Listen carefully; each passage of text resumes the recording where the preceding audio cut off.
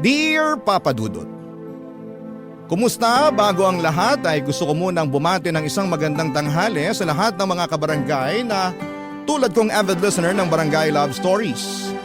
Itago niyo na lamang po ako sa pangalang Cher. 30 years old at nakatira sa Novaliches, Quezon City. Ang pinagkakabalahan ko sa buhay ay ang family business namin, Papa Dudut. Pag hindi naman ako busy ay doon ako laging nakatune in sa radyo para makinig sa programa ninyo. Tapos naisip kong sumulat sa inyong istasyon upang magbahagi ng aking storya kung saan ay naranasan kong malinlang o maloko ng isang babae na nakilala ko lang noon sa bar. Tawagin na lang natin siya sa pangalang SJ.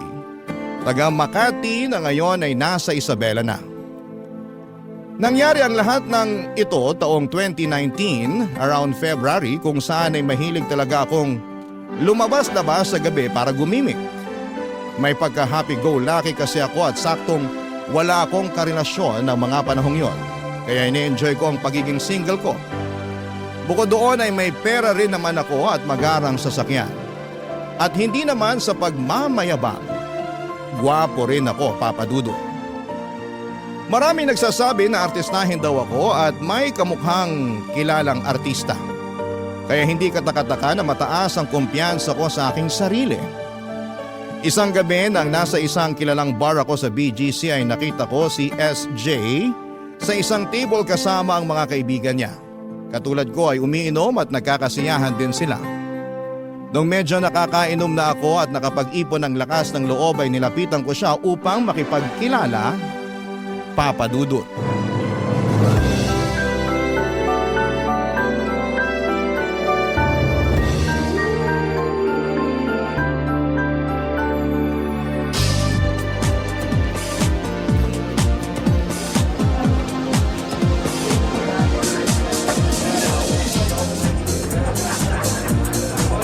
Hi! Hello. Kanina pa kasi kita tinitingnan habang kasama mga kaibigan mo, right? Yeah, kaso na kanya-kanya na silang sayawan dun sa dance floor. Yung iba umuwi na kasi nga may curfew. Okay lang. Kaya nga nagkalakas ako ng loob bigla na lapitan ka kasi mag-isa ka na lang. Ako nga pala si Cher. Uunaan na kita ha. Hindi ako masamang tao. Hindi ko naman naisip yon, lalo sa itsura mong yan. Itsurang ano? Artistahin? Alam mo talaga na gwapo ka, no? Hindi naman sa pagmamayabang pero marami rin kasing nagsasabi na pagkakamalan pa nga nila akong artista dahil may kamukha raw ako. Talaga? Sino? Halika, ibubulong ko sa'yo. Sige nga. Lapit ka! Ang ganda mo. Ewan ko sa'yo. Ano nga palang pangalan mo? SJ. Halika, tabihan mo ako para makapagkwentuhan tayo. Sure ka? Oo, kaya halika na. Umupo ka na rito. Sige. Natanong ko lang naman kasi baka bumalik pa ang mga kaibigan mo. Tapos magulat sila na may kasama ka na. Eh ano naman kung bumalik sila at magulat? Eh hindi ko nga rin kilala yung mga kasayaw at kausap nila pero wala naman akong pakialam. Sa bagay, tama ka rin naman. Yeah, lagi talaga akong tama. Naks naman! Yan yung mga gusto ko sa babae. Alin, yung masyadong bilib sa sarili? Kasama na rin yun. Para sa akin kasi, mahalaga na bilib ka sa sarili mo. Siyempre, unang-una mong dapat paniwalaan yung sarili mo talaga. Tingnan mo ako, malakas ang kumpiyansa ko sa sarili ko. Alam ko mga gusto at ayaw ko. Feeling ko magkakasundo tayo. Kasi mukhang pareho tayo ng vibes.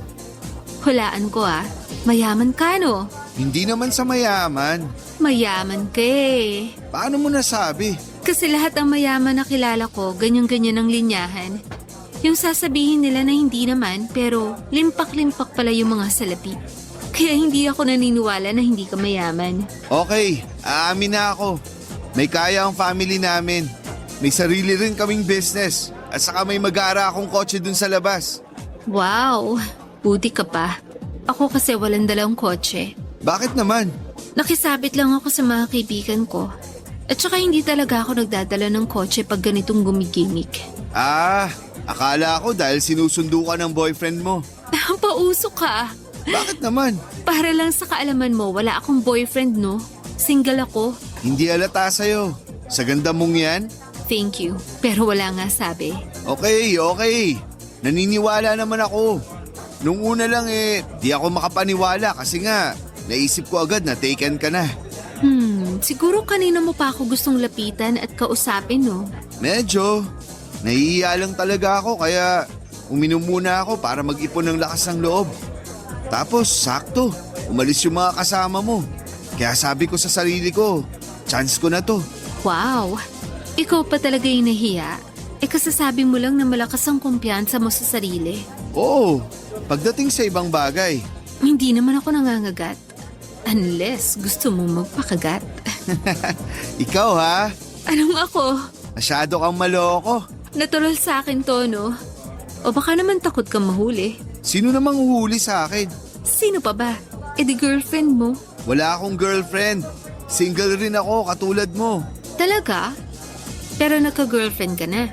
Oo, kaka-break lang din namin kaya eto ako. Nagpapakalasing para makalimutan siya. Siguro mahal mo pa ang ex mo, no? Hindi na. Pagkatapos ng lahat ng ginawa niya sa akin, Siguro niloko ka niya. Tama? hindi siguro. Kasi tama ka talaga. Dapat nga talaga nakalimutan mo na siya.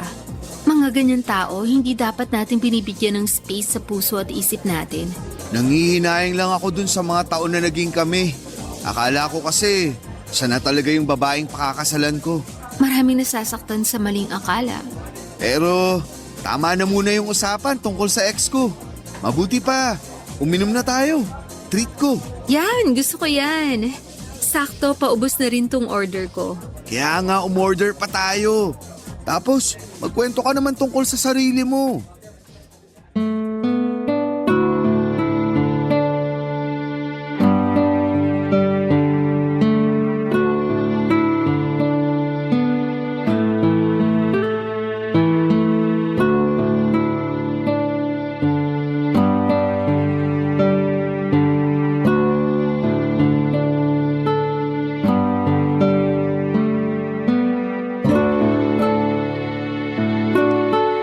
Papadudot akala ko ay hindi ako papansinin ni SJ noong nilapitan ko siya lalo't nakainom na ako ng mga panahong yon. Pero feeling ko ay nagapuhan siya sa akin kaya kinausap niya ako. Hindi naman ako babaero kaso ay galing din ako sa heartbreak ng mga panahong yon. Kaya ako nagiinom at gumigimik na parang wala ng bukas. Aaminin ko na sa ilang oras naming kwentuhan ni SJ ay nakakaramdam ako ng labis na kasiyahan sa aking puso. Kung i-describe ko si SJ ay sasabihin ko talaga na maganda siya. Mukha siyang famous ng mga panahong yon. Pero hindi ko alam kung dahil ba artista siya, cosplayer o negosyante. Basta ang natatandaan ko lang ay magkapareho kami ng status sa buhay. Yun bang may kaya, nabibili ang mga luho at nakakapag-travel sa iba't ibang lugar. Halata naman sa kanya papadudot na mayaman siya dahil na rin sa magaran niyang damit, mamahaling bag at alahas. Makinis at maputi rin ang kanyang balat na para bang gatas ang pinapaligo. Fast forward, madaling araw na noon nang hinatid ko si SJ sa condominium na tinutuluyan niya. Hindi na ako pumasok dahil kaya na raw niya ang kanyang sarili. Nawala na rin naman ang amats niya ng mga panahong yon. Pero bago kami maghiwalay ng landas ay nagkapalitan muna kami ng number. Doon na kami nagsimulang mag-usap hanggang sa nagkagusto na ako sa kanya. Hindi nagtagal papadudot ay naging kami ni SJ hanggang sa meron na ring nangyayari sa amin. Papadudot.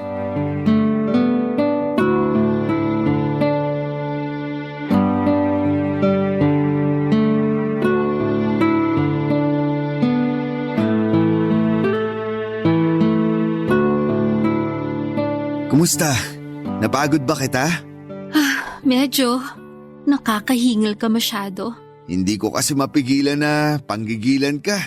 Lalo na yung... Ano ba, sure? Sorry. Sabi ko naman sa'yo nanggigigil ako eh. Oo, pero ipapaalala ko lang na katatapos lang natin Ilang rounds din yun, no? Pagod pa ako. Sorry na ulit. Ayos lang, nag-enjoy naman ako eh. Ako rin. Hanggang ngayon, di pa rin ako makapaniwala na girlfriend na kita. Nung una kasi na nagkakilala tayo, broken-hearted ako. Tapos, yun na pala ang simula na unti-unting mabubuo yung puso ko. Ikaw talaga, masyado mo akong pinapakilig sa mga sinasabi mo. Pero baka naman binubola mo lang ako ah. Engot ko naman kung bobolahin kita. Kilala mo ako. Hindi ako marunong magsinungaling. Talaga? Oo, lalo na kung di naman kinakailangan. Sa bagay? Sige, naniniwala na ako sa sinabi mo. Sa itsura mong yan, sigurado na di lang ako ang nagkagusto sa'yo. Maraming nakakagusto. Pero, ikaw pa lang yung nagmahal sa akin ng totoo. Yung iba kasi, katawan ko lang ang habol sa akin. Kaya, hindi ko rin sila pinapatulan. Pero nung dumating ka sa buhay ko, pinaramdam mo sa akin na iba ka sa lahat. Wow! Ang sarap naman pakinggan yan. Kaya lang may problema ako. Ano yun? Wag na, nahihiya akong sabihin sa'yo. SJ, baka nakakalimutan mong boyfriend mo ko. Karapatan kong malaman yung mga nangyayari sa'yo para matulungan kita. Oo nga, kaso hindi ko talaga mapigilang mahiya. Bakit? Teka, wag mong sabihin buntis ka ha? Nabuntis na ba kita? Sira, hindi ako buntis. Makasira ka naman dyan. Bakit? Ayaw mo bang magka-baby tayo? Gusto, pero hindi pa ngayon. Tsaka na. Sa bagay, mahirap din magka-baby kasi di na natin magagawa yung mga gusto nating gawin. Oo, may panggastos naman tayo para sa pangangailangan ng magiging anak natin. Kaso, nakakapagod din mag-alaga. Hindi pa ako handang mapuyat at magpalit ng diaper. Ang layo naman agad ng narating mo. Sinasabi ko lang naman yung naisip ko. Pero tama ka, medyo lumayo na nga ako sa topic. Ano ba kasi yung problema mo?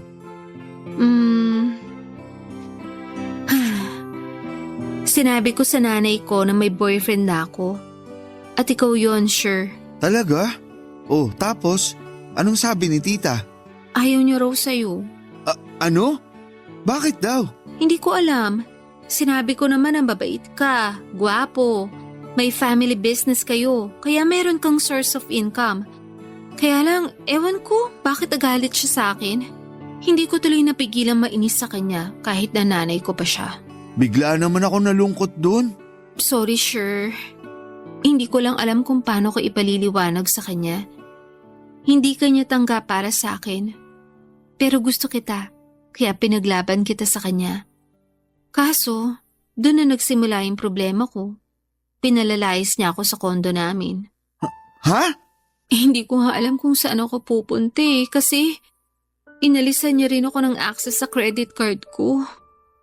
Siya naman daw nagbabayad nun eh. Wala rin akong sariling pera.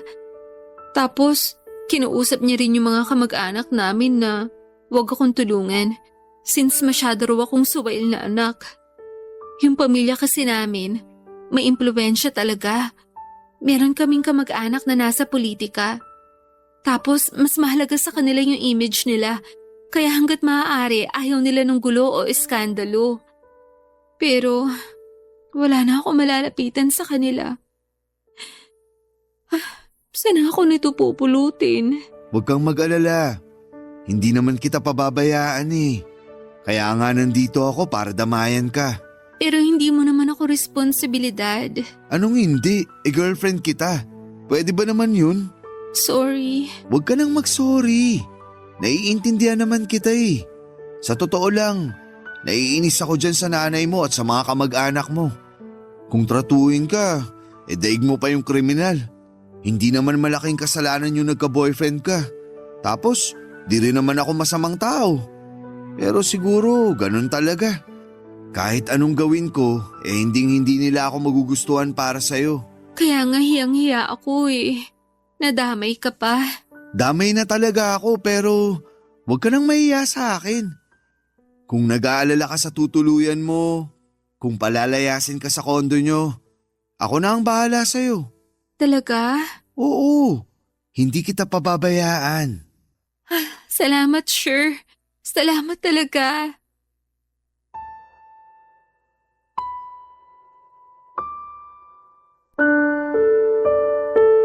Papa Dudut, sobrang naapektuhan ako dahil hindi boto sa akin ang nanay niya.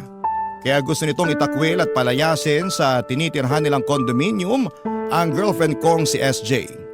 At nung pinalayas na nga siya ay ako ang sumundo sa kanya at tumulong maghakot ng mga gamit at damit niya. Pero lahat ng yon ay patago naming ginawa dahil ayaw niya ng gulo. Sakaling makita raw ako ng nanay niya. Hindi na ako nagtanong ng kung ano-ano pa kasi nga ay naiisip ko lang noon na mahahanapan niya ng butas ang lahat. Nakiusap din kasi siya sa akin na hanapan ko siya sa lalong madaling panahon ng matitirhan. Hindi nagtagal ay nakahanap ako ng bagong matitirhan. Pero hindi ako tumira doon kasama niya dahil umuuwi pa rin ako sa bahay ng pamilya ko. Bali ako lang ang nagbabayad ng renta niya at nagpo-provide ng pagkain at iba pa niyang pangangailangan. Dahil kasi sa paglalayas at pagtatakwil sa kanya ng nanay niya, parang ibong nabalian ng pakpak si SJ.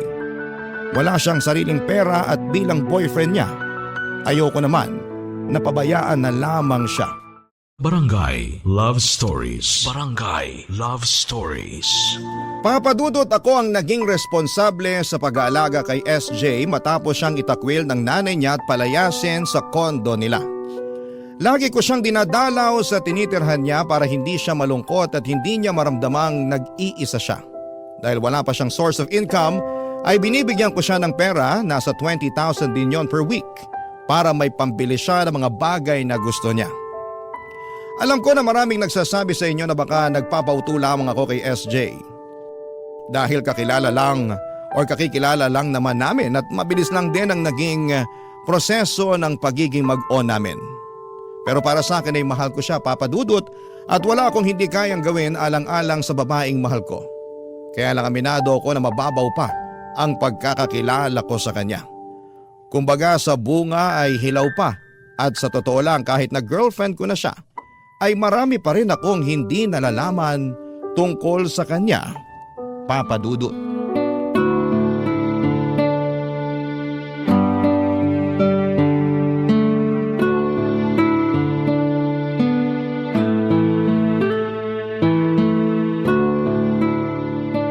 Ang sarap pala nitong avocado cake na na-order ko online. Alam mo, di ko to paborito nung umpisa eh.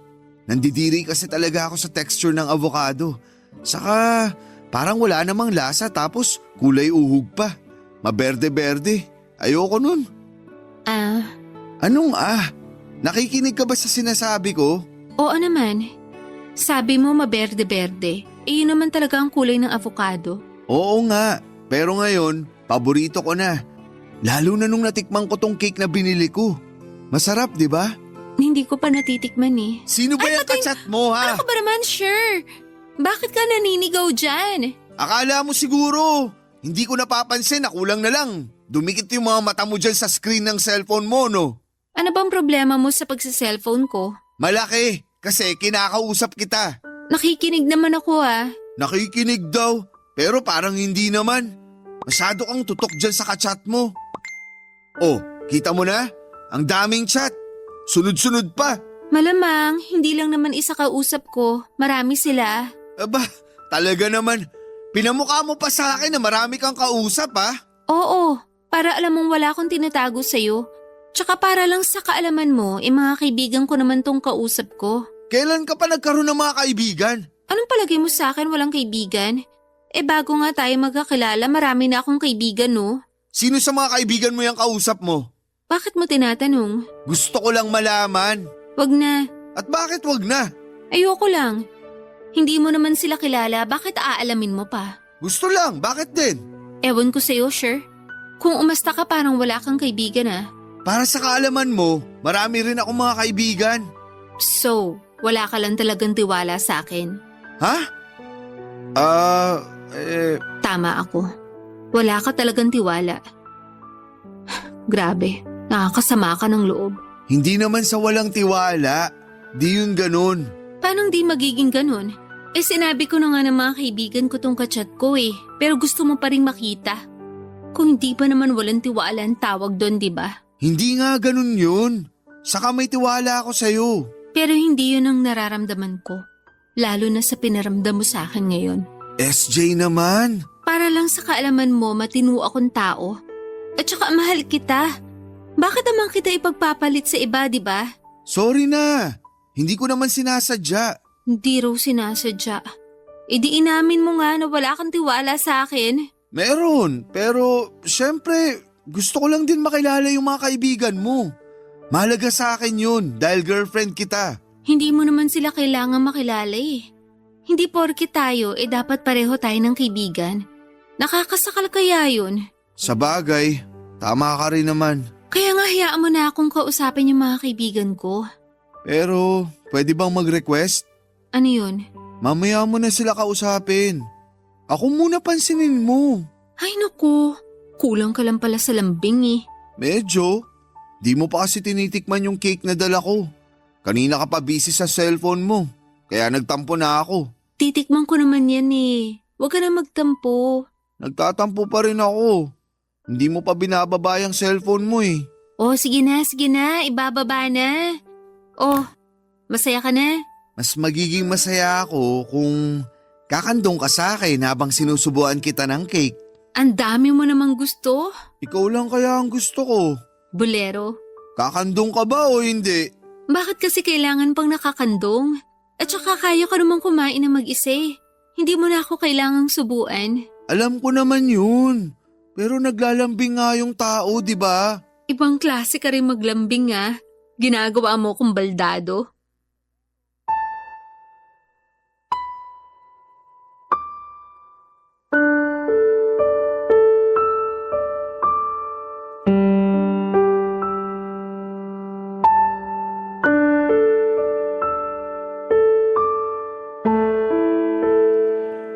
Sa huli, Papa Dudut, ay hindi ko na pinilit si SJ na sabihin kung sino-sinong mga kaibigan niya ang kachat niya ng araw na yon. Nakikita ko na kasi na nagbago na ang mood niya at umiiba na ang itsura niya ng kanyang mukha. Nagtataray na rin siya kaya alam ko na ang kasunod noon. Sa pagkakatanda ko ay hindi pa kami nagkaroon ng matinding away ni SJ at ayoko namang humantong yon. Sa ganon, masaya akong pumunta sa tinitirhan niya at meron pa akong dala na masarap na pasalubong na pinagsaluhan na lang namin. Sa abot ng makakaya ko ay inuuna ko ang girlfriend ko, Papa Dudut. Hindi na ako nagtanong pa ng mga ginagawa niya sa kanyang cellphone. Nagbulag-bulagan at nagbingi-bingihan na lamang ako kahit na may mga pagkakataon na nagtataka talaga ako kung totoong may kaibigan siya na kausap niya sa text, chat or tawag. Palibasa hindi lang naman yon ang una't huling pagkakataon na naaktuhan ko siyang halos dumikit na ang mga mata sa cellphone. Kaya para hindi ko na yon maisip pa ay nagtiwala na lamang ako sa girlfriend ko. Hindi nagtagal ay nalaman sa bahay namin na meron akong babaeng ibinabahay at sinusuportahan. Noong sinabi ko na girlfriend ko naman si SJ, pinagtalunan pa rin namin yon ng mga kapatid ko. Lalo na't masyado raw mabilis ang pagkakakilala namin. Doon ako muling naintriga sa totoong katauhan ng girlfriend ko.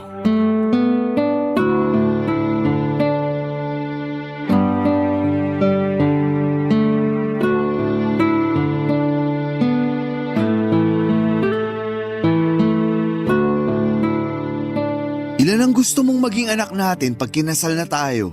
Ha? Ang random naman ang tanong mo?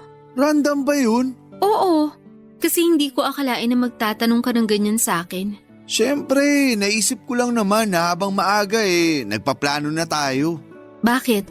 May plano ka na bang pakasalan ako? As in, agad-agad? Wala pa naman, pero... Wala pa naman pala eh. Pero may plano akong pakasalan ka, siyempre. Kailangan na ba agad magkaanak tayo pagkatapos nating makasal? Hindi ba pwedeng pagkalipas na lang ng 1 taon? Pwede naman, pero bakit? Siyempre, gusto ko pang ma-enjoy yung tayo munang dalawa na mag-asawa.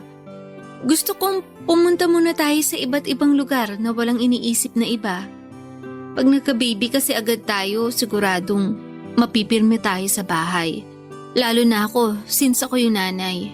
Sa bagay, tama ka nga naman. Oo, buti ka nga makakapunta pa sa iba't ibang lugar kung kailan mo gusto. Pero ako, naku, hindi na. Tsaka paano kung cesarean ako? edi mas may hirap ng kumilos-kilos. Ganun ba talaga pag cesarean? Oo, kasi yun ang laging bukang bibig ng nanay ko. Cesarean yun sa akin. At pag kinukwento niya kung gaano siya nahirapan nun sa panganganak sa akin, nararamdaman ko na parang ang laki ng kasalanan ko sa kanya. Naisip ko pa nga na sana hindi na lang niya ako pinanganak para hindi niya naranasan yun. Ganyan ba talagang klase ng tao ang nanay mo? Bakit mo naman natanong? Wala lang. Curious lang since nagawa ka nga niyang palayasin at itakwil. Oo, ganun siya. Perfectionist din at saka istrikta. Basta, hindi siya katulad ng ibang nanay ng mga kaibigan ko na mabait at supportive sa mga anak nila. Yung nanay ko parang napilitan lang na maging nanay eh. Nagkaanak lang para matawag na nanay, pero hindi naman nagpapakananay. Nakakalungkot naman. Tanggap ko na. Kung ayaw niya sa akin, edi mas ayaw ko rin sa kanya. Grabe naman. Alam kong hindi mo ko maiintindihan kasi mabait ang nanay mo. Naiintindihan naman kita. Pwede ba? Huwag na natin pag-usapan yung nanay kong yun. Pag kasi naaalala ko siya parang sumisikip ang dibdib ko. Kahit natanggap ko na ayaw niya sa akin, hindi ko pa rin mapigilang mapatanong sa sarili ko kung anong ginawa ko sa kanya para ayawan niya ako. Anong sabi nung tatay mo? Hindi ba siya kumontra nung pinaalis at itinakwil ka ng nanay mo? Bakit mo naman tinatanong yan? Wala lang. Curious lang. Curious ka rin sa nanay ko eh. Yung totoo, sure. Yung totoo? Oo, curious ako. Hindi lang sa nanay at tatay mo, kundi sa buong pamilya mo, SJ. Bakit ka naman biglang na-curious dyan? Ay, alam na sa bahay na may relasyon tayo. Sinabi ko rin na kinuha kita ng matitira na ako ang nagbabayad ng renta. Tapos binibigyan pa kita ng pera. Nung tinanong ako ng mga kapatid ko kung gaano katagal na tayong magkakilala at nung sinagot ko yun, nagalit sila. Bakit? Masyado raw kasing mabilis yung mga pangyayari. Hindi ko maintindihan. Naguguluhan ako. Linawin mo nga. Iniisip nila na baka inuuto mo lang ako o di kaya piniperahan. Sobra naman yun. Alam ko naman, pero… Anong sinabi mo sa kanila? Don't tell me hindi mo man lang ako pinagtanggol ah. Siyempre pinagtanggol kita, ano? Hindi ko naman hahayaan na pagsalitaan ka nila ng masama. Pinagsalitaan na nila ako ng masama nung sinabi nilang inuuto at pineperahan kita. Hindi mo naman sila masisisi kasi nga masyadong mabilis na naging tayo. Kumbaga, kakakilala lang natin nung February. Bakit? Dapat ba pinapatagal pa yon kung mahal naman natin ang isa't isa? Hindi naman sa ganun. Hindi raw. Pero yun ang nakikita ko eh. Siguro, gusto ko lang din makilala ng pamilya ko. Lalo na yung mga kapatid ko. Kasalanan ko rin naman dahil di pa kita sinasama sa bahay. Masyado kasing maraming nangyari. Saka ako rin naman, gusto kong masalo ka pang makilala. Ang alam ko lang sa'yo yung tungkol sa nanay mong nagtakwil sa'yo. Sa palagay mo, anong iisipin ng pamilya mo pag nalaman nilang tinakwil ako ng nanay ko? Wala ka namang ginawang masama. Pinaglaban mo lang yung pagmamahalan natin. Masaya nga ako na ako yung pinili mo eh. Saka kung tungkol naman sa sasabihin ng pamilya ko, huwag kang mag-alala dahil di naman sila masasamang tao. Sinabi ko rin sa kanila yung rason kung bakit kita binahay at tinutulungan. Pwede naman tayo mag-usap ng ibang bagay. Huwag na lang ang tungkol sa pamilya ko. Papadudot, wala naman akong masamang intensyon noong tinanong ko si SJ tungkol sa nanay na nagtakwil sa kanya.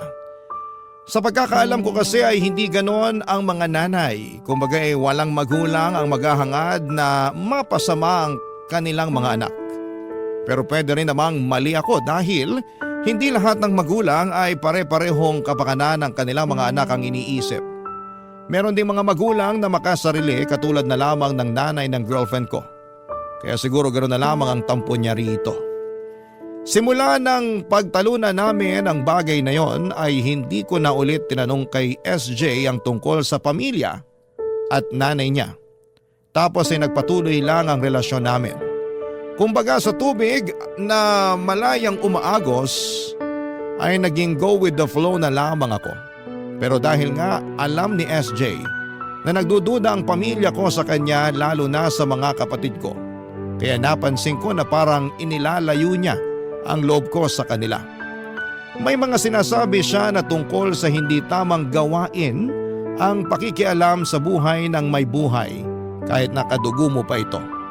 At ewan ko ba sa akin dahil sa huli ay sinang-ayunan ko lahat ng yon dahilan para lalo ko silang piliin kesa sa pamilya ko.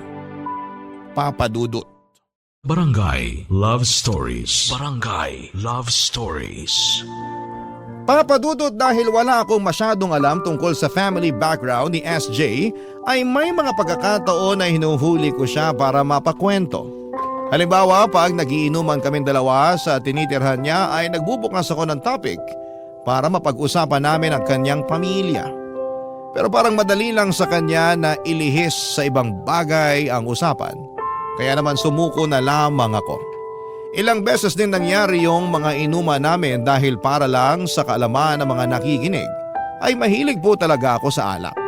Umiinom nga akong mag-isa sa mga bar sa Tomas Morato dati. Fast forward, napagdesisyonan namin ni SJ na tumira na sa bahay namin. Naisip ko rin kasi na bago niya pa kami mapagwatak-watak ng pamilya ko, ako na mismo ang maglalapit sa kanila sa isa't isa. Sa ganong paraan ay makakatipid din ako dahil hindi ko na kailangang magbayad ng renta buwan-buwan sa tinitirhan ni SJ.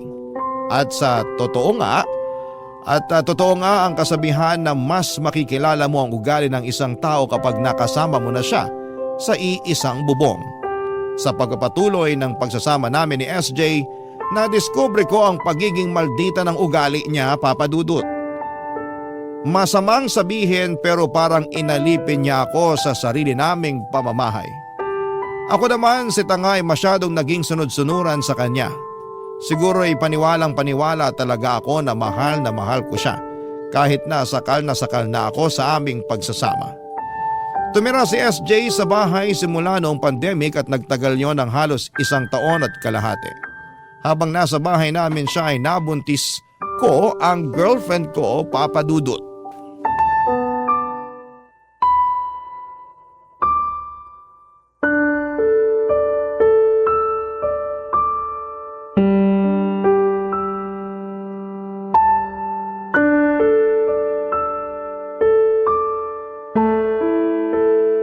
Bakit amoy yosi ka?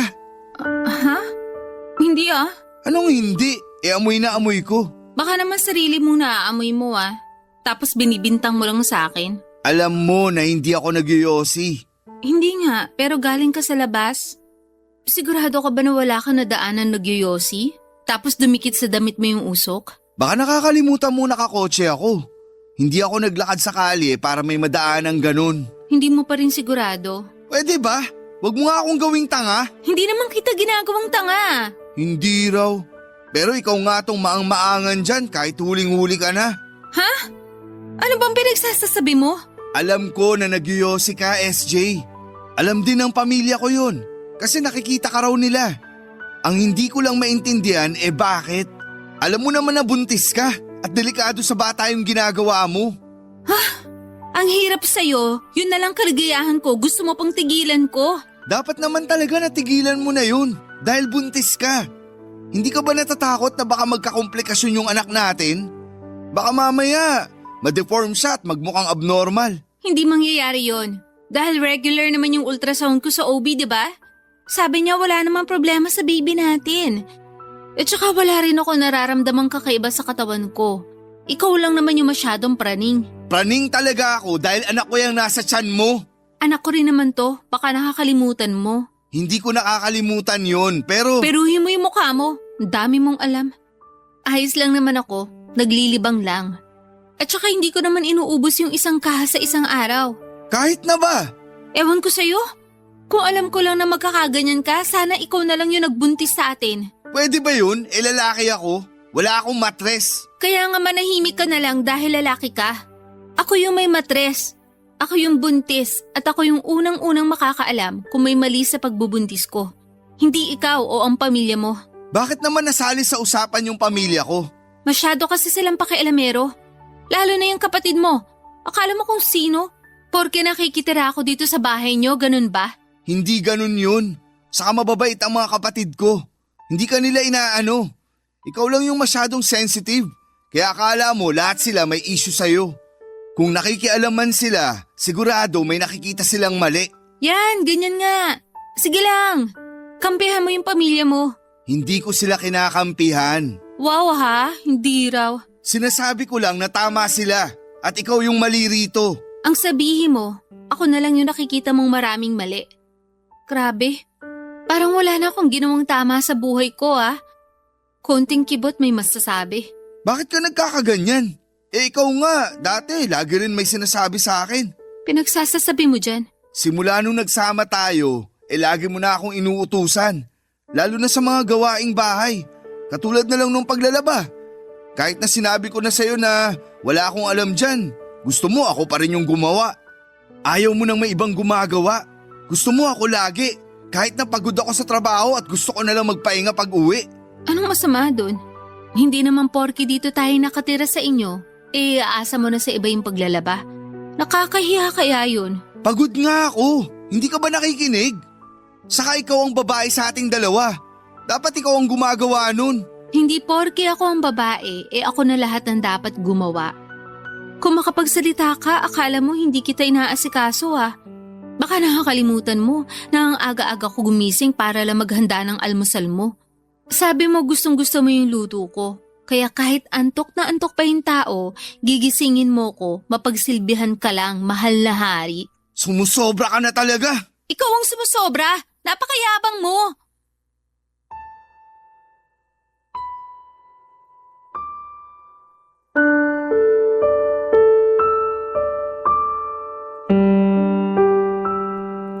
Papa Dudut, hindi yon ang unang beses na napansin kong hindi iniingatan ni SJ ang pagbubuntis niya. Alam din yon ng pamilya ko, lalo na sila nga ang nagsasabi sa akin pag nakikita nilang nagyoyosi at umiinom ng alak ang kinakasama ko. Hindi ko maintindihan kung bakit niya ginagawa yon samantalang merong buhay na dapat siyang ingatan at alagaan sa kanyang sinapupunan. Mabilis na nagdaan ang mga buwan, 8 months na noon ang tiyan ni SJ nang mag-labor siya. Oo, masyado pong maaga. Pero hindi rin naman namin alam ang dahilan. Tandang-tanda ko pa na sinugod ko kagad siya noon sa ospital. Kabado pa ako para sa kaligtasan nila ng magiging anak namin. Nung may hatid ko na siya sa delivery room, naghintay ako sa pasilyo ng ospital. Inip na inip ako ng mga panahong yon. Hindi rin ako mapakali. Pinagpapawisan ako ng malagkit. Magkahalong kaba at excitement ang aking nararamdaman at makaraan nga ang ilang sandali ay binalita sa akin ng doktor na nagpaanak kay SJ ang masamang balita. Nung una akala ko si SJ ang nawala. Yun pala ay ang anak namin. Hindi raw ito nakasurvive at nabuhay lang ng ilang segundo. Bukod doon ay abnormal din po ito. Sobrang sakit mawala ng anak na hindi mo pa nakitang buhay. Ilang buwan ko ring siyang inintay na maipanganak. Umasa ako na magiging tatay na ako ng mga panahong yon pero hindi rin nangyari dahil maaga rin siyang kinuha sa akin. At sa isip ko ay malaking dahilan noon ay ang pagpapabaya ni SJ sa pagbubuntis niya. Dahil sa namatayan ako ng anak, ay ginusto ko na lamang magpakawasak ng mga panahong yon sa pamamagitan ng pag-inom ng alak. Pero may isa pa palang tagpo sa buhay ko ang labis na wawasak sa akin. At yon ay nang malaman ko ang tunay na pagkatao ng kinakasama ko. Matapos pumunta ng tiyahin niya sa bahay namin upang sabihin ang katotohanan.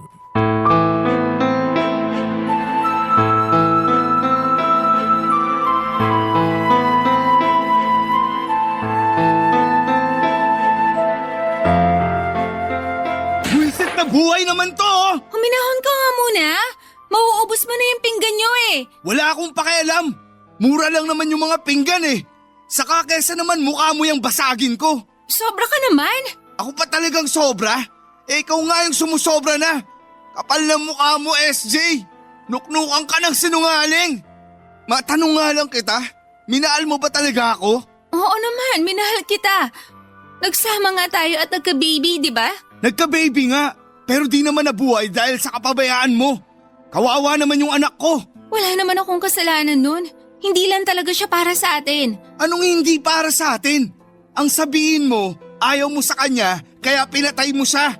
Hinihinay ka sa mga sinasabi mo ah. Bakit ako maghihinay-hinay? Kasi nasasaktan din ako. Wow! Marunong ka palang masaktan? Oo naman. Palagay mo sa akin hindi tao? Oo, hindi ka tao dahil wala kang puso. Ano pang ginagawa mo rito sa pamamahay ko? Bakit hindi ka pa sumama sa tiyahin mo kanina? Bakit naman ako sasama sa kanya dito ako nakatira? Hindi ka na rito nakatira simula nang malaman ko yung totoo. Alin bang totoo yung pinagsasasabi mo dyan? Ayan ka na naman eh. Pinagmumukha mo na naman akong tanga. Kung yung mga sinabi ng tiyahin ko yung sinasabi mong totoo, ako nung mismo nagsasabi sa'yo na nuknukan yun ng sinungaling. Tinakwil nga yun ng mga kamag-anak namin dahil daig pa niya yung mga writers sa galing magtahi ng kwento. Ikaw ang magaling magtahi ng kwento kasi napaniwala mo ako. At hindi lang ako dahil pati pamilya ko niloko mo. Sure naman. Huwag mo namang sabihin sa akin yan. Matagal na tayo eh. Ngayon mo pa ba ako pagdududahan? Matagal na nga tayo. Pero mabibilang lang sa mga daliri ko yung nalalaman ko sa'yo. Lalong-lalo na sa pamilya mo. Kung hindi pa pumunta rito yung tiyahin mo, hindi ko pa malalaman na nagsisinungaling ka lang sa akin tungkol sa totoo mong pagkatao. Paano mo nagawa sa akin yun, SJ? Pinagkatiwalaan kita. Minahal. Sinunod ko lahat ng gusto mo. Hindi kita pinabayaan. Sinuportahan kita. Naging masunurin ako sa'yo kahit minsan unfair ka na sa akin. Pinagtanggol kita sa pamilya ko. Tinira kita rito sa bahay namin dahil gusto kong makilala ka nila ng gusto. Gusto kong maging close kayo. Kasi di naman sila masasamang tao para paglayuin mo kami sa isa't isa. Pero anong ginawa mo?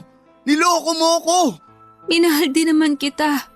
At hanggang ngayon, mahal na mahal pa rin kita. Hindi kita niloko. Hindi mo na ako mauuto kahit na ano pang sabihin mo. Alam ko sa puso ko na niloloko mo ako simula noon hanggang ngayon. Masyado lang akong tanga sa pagmamahal ko sa'yo. Kaya hinayaan kong pumasok ka sa buhay ko ng ganun kabilis. Ni hindi na nga kita kinilala ng gusto dahil akala ko mapagkakatiwalaan kita. Pero matapos sabihin sa akin ng tiyahin mo kung sino ka talaga, dun ko na-realize ang lahat-lahat ng mga bagay na ginawa mo nun na pinalagpas ko lang. Napakasama mo, SJ. Nuknukan ka ng sinungaling. Sorry. Pasensya na kung may hindi ako nasabi sa'yo. Pero natakot lang naman ako na hindi mo ako tanggapin eh. Natakot ako na baka iwan mo ako pag nalaman mo yung totoo. Kaya pinangatawanan ko na lang yung ginawa kong kwento. Anong gusto mong gawin ko? Magpasalamat kasi nauto mo ako? Hindi naman sa ganun. Ganun na rin yun. Share naman eh. Makinig ka muna sa akin. Ano pa bang sasabihin mo? Marami. Ayoko nang makinig sa'yo. Dahil alam ko, wala namang matinong lalabas dyan sa bibig mo, kundi puro kasinungalingan.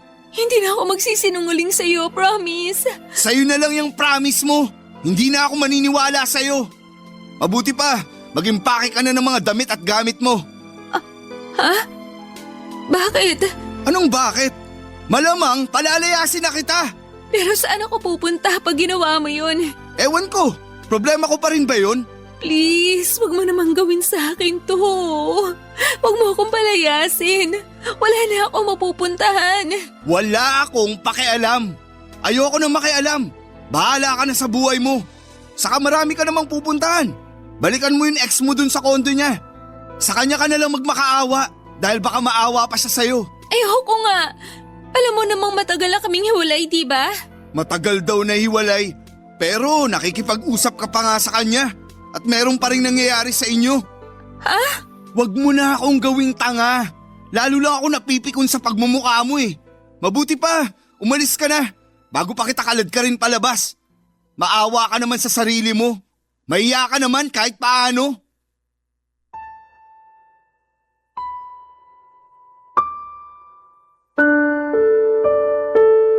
Papadudot kahit na anong hagulhol ni SJ ay hindi na ako naawa pa sa kanya. Mas nanaig sa akin ang matinding galit ng mga panahong yon. Kinamumuhian ko ang dati kong girlfriend at kinakasama ng sagad sa buto. At nagsimula lahat ng iyon matapos kong malaman ang totoo niyang katauhan. Ayon sa kanyang tiyahin na pumunta sa bahay noon ay hindi na raw makayanan ng konsensya niya ang ginagawang panluloko sa akin ng kanyang pamangkin. Sa tiyahin ni SJ ko nalaman na hindi naman pala nanay niya ang nagpalaya sa kanya sa condo unit na tinitirhan niya noon kundi ang fiancé niya. Oo, may fiancé na siya noon. Pero matapos nitong malaman ang relasyon namin ay agad itong nakipaghiwalay sa kanya. Pinalabas lang ni SJ na nanay niya ang gumawa noon para maawa ako. At naawa naman ako lalo na kami ng mga panahong yon. Nalaman ko rin na hindi siya ang totoong mayaman. Wala siyang kamag-anak sa politika at wala rin silang family business tulad namin dahil mahirap lamang sila. Galing pala siya sa probinsya at nakatira lang sa squatter. Lumayas lang siya sa Manila para magtrabaho pero ibang trabaho pala ang ibig sabihin ng tiyahin niya. At nang malaman ko yon ay halos gumuho ang mundo ko. Isa palang walker o tumatanggap ng booking ang dati kong girlfriend at kinakasama mula sa mga mayayamang kliyente. Binibenta niya ang kanyang katawan. Kaya siguro nakapag-ipon siya ng pera pambili ng mga mamahaling gamit na meron siya, Papa Dudut. Doon ko naisip na kaya siguro siya maraming kinakausap sa call at chat noon. Malamang ay may mga kliyente siyang kinakausap. Ibig sabihin ay tumatanggap pa rin siya ng mga booking kahit kami na ng mga panahong yon. Hindi ko may paliwanag yung sama ng loob at matinding galit na nararamdaman ko para kay SJ. Nagtangka pa nga akong magpakamatay noon. Pero buti na lamang at buhay pa rin ako hanggang sa ngayon. Sobrang lala talaga ng panlolokong ginawa niya sa akin at aminado po ako na hindi ko alam kung paano pa babangon. Pero mabuti na lang at naawa pa rin sa akin ng langit dahil nagsilbi na lamang na mapait na araw sa buhay ko ang mga karanasang yun. Sa kasalukuyan ay may girlfriend na ako na mas matanda sa akin. Mas mabait siya kesa kay SJ at open kami sa isa't isa. Nakwento ko na rin sa kanyang tungkol sa ginawa sa akin ng dati kong girlfriend at kinakasama. Masasabi ko na meron akong peace of mind sa aming relasyon sa ngayon. Maraming salamat po Papa Dudut sakaling mapili po ninyong i-area ang storya ng buhay ko. Alam ko na masakit ang mga pinagdaanan ko pero meron naman akong natutuhan dito. Isa na nga doon na kilalanin muna natin ang gusto ang isang tao bago natin sila papasukin sa buhay natin. God bless sa Barangay Love Stories. At palagi kayong number 1 sa puso ko. More power sa inyong istasyon. Ang inyong forever kapuso at kabarangay, Cher. Dear Papa Dudut, magandang araw po sa inyo Papa Dudut at sa ating mga kabarangay. Ako po si Aubrey, 40 years old na ako ngayon. Pero habang sinusulat ko ito ay para bang kahapon lang ang mga nangyari. Kahit matagal na pala. Gusto ko pong ibahagi sa inyo ang kwento ko noong 2009. Nung nagsimula talagang sumabog ang social media at internet. Habang nakikita ko kung gaano naka-advance ang teknolohiya ngayon, naalala ko pa noong mga panahong kailangan pa naming pumunta sa internet shop para namang makapag-online. At sobrang saya ko na merong wifi at front camera ang cellphone ko. Ngayon ay parang imposible na yata ang walang touch screen sa cellphone, hindi ba? Sobrang bilis ng pagbabago po ng panahon. Lumaki ako sa isang pamilyang may kaya, Papa Dudut. Lahat ng gusto ko ay ibinibigay sa akin ng mga magulang ko at dahil ako lang ang anak. Parang ako lang yung may special treatment. Salamat na rin sa negosyo nila. Pero tulad ng kasabihan, ang buhay ay parang gulong. Hindi laging nasa itaas. Naghiwalay po ang mga magulang ko at sobrang sakit noon para sa akin. Mas lalo pang naging mahirap noong pagkatapos ng 3 buwan ay napilitan kaming isara ang family business naming restaurant dahil si Mama ay na-depress. Nung iniwan siya ni Daddy para sumama sa ibang babae. Dahil dito ay naapektuhan po ang buong buhay namin. Ng mga panahong yon ay hindi ko pa naiisip kung gaano kabigat ang pinagdadaanan ni Mama. Hindi lang sa pera kundi pati na rin sa emosyon. Ang tanging naiisip ko na lamang noon ay galit. Galit sa paghihiwalay ng mga magulang ko pero mas galit ako kay Daddy na nawala na lang na parang bula, Papa Dudut. Pero si Mama hindi siya sumuko. Itinaguyod niya akong mag-isa. Nagrenta kami ng maliit na bahay kasi naibenta na lahat ng ari-arian namin, Papa Dudut. At hinati nila ni Daddy ang pera bago tuluyang nawala si Daddy at sumama sa babae niya. Ginamit ni Mama ang pera na yon para makapagsimula kami ng panibago. Ginawa po ni Mama ang lahat para mabuhay kami. Pero ako ay hindi ko nakita ang hirap at sakripisyo niya. Hindi ko po nasundan ang tapang at lakas niya, Papa Dudut. Nung naghiwalay ang mga magulang ko ay para akong nawalan ng direksyon. Parang ang pakiramdam ko ay sinusundan ako ng madilim na ulap at wala na akong patutunguhan. Nag-drop out ako sa university at second year college lang ang natapos ko. Ang naging escape ko na lamang po ay ang pumunta sa internet cafe o di kaya ay makipag-inuman kasama ang best friend ko na si Terry. Pareho kaming drop out at pareho din kami ng university na pinanggalingan. Papa Dudut, nakita ni Mama kung paano ko unti-unting sinayang ang buhay ko. Habang sinusulat ko po ito, Papa Dudut, ay ramdam ko pa rin ang pag-aalala at pagmamahal ni Mama sa akin. Pero sa mga panahong yon, puro galit at sama ng loob ang nararamdaman ko. Hindi ko nakikita ang mga sakripisyo at pagmamahal ni Mama. Dahil ang tanging iniisip ko lang po ay ang sarili ko at ang mga sugat sa puso ko ng mga panahong yon, Papa Dudut.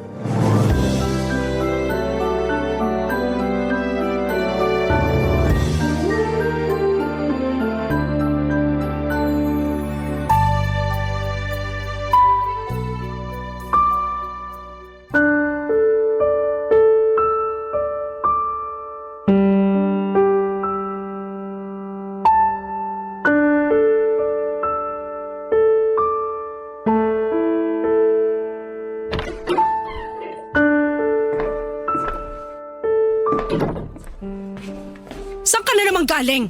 Ba't ganyan ka lang? Oras na ng gabi, Aubrey! Papatayin mo ba ako sa nervyos, babae ka? Kanina pa ako tawag ng tawag at text ng text sa'yo pero hindi mo sinasagot yung cellphone mo. Ma, pwede ba? Tigilan mo muna ang pananermon mo sa akin. Bukas mo na lang ituloy yan, Ma. Masakit na kasi ang ulo ko eh. Gusto ko na muna magpahinga. Nagpapakapagod ako maghanap ng trabaho buong araw habang ikaw, lakwatsa ka ng lakwatsa. Hanggang kailan mo ba sisirain ang buhay mo, ha, Aubrey? Pinagbigyan na kita mag-drop out dahil naiintindihan ko na nahihirapan ka sa pagkawala ng papa mo. At naninibago ka sa bagong buhay natin. Pero sana naman, huwag mong abusuhin. Mag-isip ka. Baka dumating ang araw na pagsisihan mo habang buhay ang mga pinaggagawa mo ngayon. Nakakarindi na ho. Ma, ito lang ang sasabihin ko sa inyo ha. Sinanay niyo ako sa marangyang buhay. Hindi ko nakasalanan kung nagkakanda leche-leche at nagkakanda hirap-hirap tayo ngayon. At saka isa pa, hindi ko hiningi na ipanganak niyo ako, okay? Kaya sana, panindigan niyo naman ang mga desisyon niyo sa buhay. Bastos ka! Ang kapal na mukha mo para pagsalitaan ako ng ganyan? Oo, may karapatang ka masaktan kasi hindi mo kasalanan na nangyari sa amin ng papa mo. At hindi mo deserve na pagdaanan ng pakiramdam ng isang broken family. Pero Aubrey, hindi yun sapat na rason para bastusin mo ako ng ganyan. Sana makita mo kung gaano ako nagpapakahirap para sa'yo. Hindi pang habang buhay yung pera na nakuha ko sa benta ng mga lupa, lalo na ngayon at naghahanap pa lang ako ng trabaho. Tama na! Punong-puno na ako! Simula ngayon, kukunin ko na lahat ng ATM cards mo. At sa susunod na semester, mag-enroll ka na! Naintindihan mo? Panahon na para ayusin mo yung buhay mo! Wala kayong pake! Sobrang unfair niyo naman, Ma! Para saan pa at binigyan niyo ako ni Papa ng ATM cards kung babawiin mo rin lang naman pala? Isa yan sa mga pinakamalaking pagsisisihan ko habang buhay. Kung may babalik ko lang ang panahon, sana hindi ko na lang pinayagan na lumaki ka sa ganong klase ng buhay. Yung lahat ng luho mo nakukuha mo ng ganun-ganun lang. Kung nandito lang sana si Papa, hindi niya hayaang mangyari to. Tigilan mo nang kakabanggit sa papa mo kasi wala na siya rito para konsintihin ka pa. Ako na mismong puputol dyan sa sungay mo. Hindi niyo ako naiintindihan, Ma. Yung paglabas-labas ko, yung pagpunta ko sa mga bar, at yung pagpunta ko ng internet cafe, yun yung mga bagay na nagpapalimot sa akin kahit sandali sa mga nangyari sa pamilya natin. Bakit niyo ahadlangan ng mga bagay na yon, ha? Yung mga bagay na nagpapasaya at nagpapawala ng lungkot ko. Naririnig mo bang sarili mo? Anong klaseng pangangatwiran niya no, Aubrey? Hindi sapat na rason yung pag-iwan sa atin ng papa mo para sirain mong buhay mo. Buo na ang desisyon ko. Mag-e-enroll ka next semester at tatapusin mong pag-aaral mo. At ngayon na may ilang buwan ka pa bago ang enrollment, tutulong ka sa mga gawaing bahay habang pinag-iisipan mo ng mabuti ang kursong gusto mo talagang kunin. Para matapos itong usapan na to, fine! Pero paano yung ATM cards ko, Ma? Ibabalik mo pa ba? Kailangan natin magtipid, Aubrey. Bibigyan na lang kita ng allowance sa pasukan. Pero ilang buwan pa yon, Ma. Paano ako makakalabas niyan kung wala akong pera? Pwes, pumirmi ka dito sa bahay at magbasa ka ng libro. Hindi nakakatulong yung paglabas-labas mo sa mga gastusin natin. At isa pa, akala mo ba na hindi ko napapansin na natututunan mo na akong sagot-sagutin?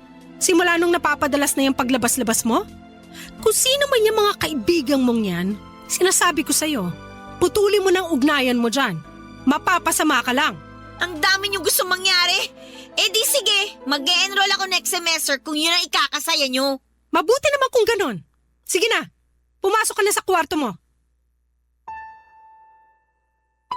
Noong mga panahong yun, Papa Dudut, ay wala talaga sa isipan ko ang mag-enroll sa susunod na semester.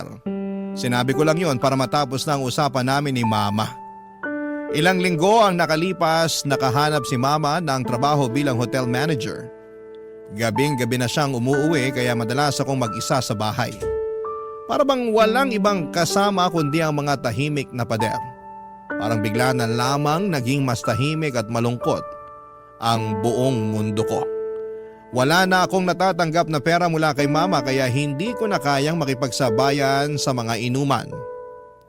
Kadalasan si Terry na lamang ang kasama ko at doon kami madalas magkita sa isang maliit na internet cafe. Siya na ang nagbabayad kasi mura lang naman ang oras doon. Siya rin yung madalas na maglilibre at mag-aaya sa aking uminom. Si Terry na rin ang naging kasama ko sa mga araw ng pagtakas. Yung mga araw na gusto ko lang magpaka-busy at magpanggap na okay lang. Para hindi ko naisipin ang paghihiwalay ni na Mama at Daddy. At yung mabilis na pagbabago sa buhay na hindi ko kayang tanggapin. Tandang-tanda ko pa, Papa Dudut, kung gaano kasaya ang social media ng mga panahong yon. May music pa na tumutugtog kapag tinitignan mo ang profile ng online friend mo at pwede mong palitan ang background ng profile mo. Para ako nakalutang sa isang maliit na mundo ng kaligayahan at distraction na hindi ko kayang bitawan. Kaya yun na yung naging libangan ko, ang mag-social media. Kung may babalik ko lang ang panahon ay sana doon na lamang natapos sa mga simpleng pagbabrowse ko sa internet. Hindi ko malilimutan, Papa Dudut, kung ano ang nangyari noong weekend na yon. Day off ni Mama at sarado ang internet cafe kaya sobrang bored ako noon. Niyaya ko si Terry sa bahay para magtsikahan. Sinabi ko kay Mama na pupunta lang si Terry para pag-usapan kung anong kurso ang kukunin namin next semester. Hindi niya alam na si Terry pala ang kasama ko sa lahat ng mga gala ko tuwing tumatakas ako. Hindi ko rin inaasahan, Papa Dudut, na may mangyayaring isang bagay sa araw na yon na magpapabago ng lahat sa buhay ko.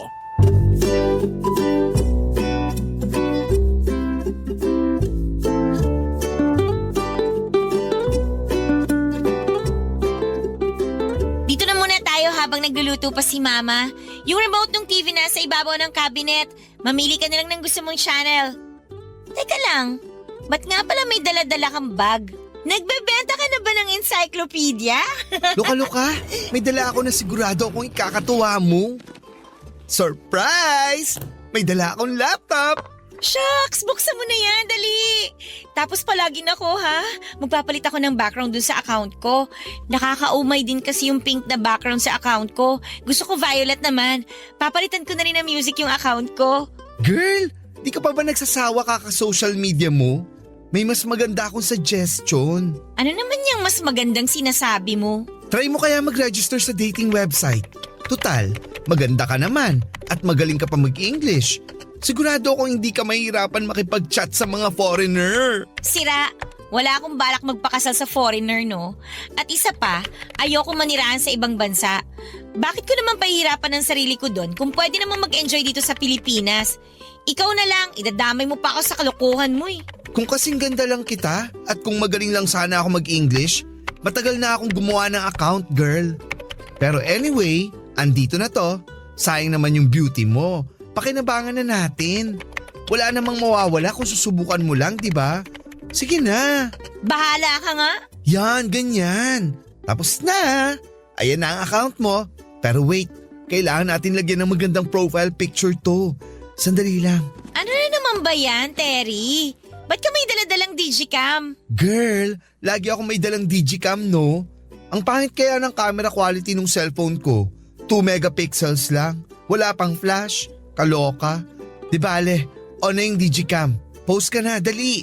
Oh, kuna na kita ha. 1, 2, 3. Ayan, okay na yan. Oh girl, gawin ko lang ng hocus-pocus to. Kalma ka lang muna dyan. Nai-transfer ko na yung picture mo sa laptop.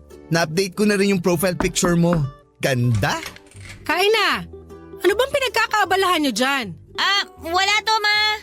Nag-research lang kami ni Terry ng magandang universities na pwede namin pasukan next semester. Tama yan. Importante na makapagtapos kayo ng pag-aaral. Mas marami kayong trabaho na pwedeng pagpilian pag nakapagtapos kayo. Yan ang lagi niyong tatandaan. O siya, kakain na tayo. Sumunod na kayo. Ay, si mama talaga kahit kailan. Parang naglalakad na commercial. Storbo. Huy, may message ka. Hi, I'm Michael. How are you? Grabe, nakaka-excite. Nako, panindigan mo yan ha. Sinabi ko naman sa'yo na ayoko mag-online dating, di ba? Girl, wag ka nang maarte. Replyan mo na. Sarap mo talagang batukan. Sige na, ito na. Magta-type na. I'm okay. And you? O yan, sent. Patingin nga. Oh my gosh, girl! Tingnan mo tong inbox mo. 40 messages na. Di pa nga nag-iisang oras simula nang ginawa natin tong account mo, ha? Blockbuster ka, girl! Ay, totoong messages pala yan? Kala ko chainmail eh. Baliw, may chainmail bang nangungumusta sa'yo? Oh, eto isa. Sabi nito, maganda ka raw. Alam ko. Sira ka talaga. Ayusin mo na kasi reply mo sa mga yan para may pang-alak at tsibog tayo. Ha? Ano ibig mo sabihin? Seryoso ka? Nagbibigay ng pera tong mga to? Girl, oo. Yan ang sideline ng mga kapitbahay namin. Huli ka na talaga sa balita. Isipin mo to ha, wala ka nang natatanggap na pera galing sa mama mo. Extra income din yan kung sakasakali. Magagawa mo na ang mga bagay na di mo magawa-gawa dati dahil hindi ka na nabibigyan ng allowance. Try mo lang. Makipag-chat ka sa mga yan. Tas bigyan mo ng magandang alibay. Masubukan nga. Tingnan nga natin.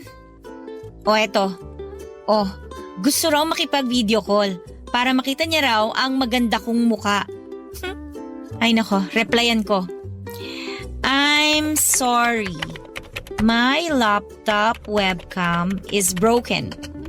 I don't have money to buy a new one. Sent! Malabo na mag-reply yan. Utu-utu na lang talaga magpapadala dyan. Aubrey! Terry! Hindi pa ba kayo nagugutom? Bumaba na kayo! Teka nga, sagutin ko lang si Mama. Bababa na po, Ma! Sandali na lang! Aubrey! Halika dito! Dali! Eto naman, kumakasigaw, akala mo nasunugan. Bakit ba? Nag-reply yung foreigner. Ibibili ka raw ng bagong laptop. Hiningi yung account number mo. Nagpapatawa ba yan? Loka-loka, send mo na kaya yung account number mo. Teka.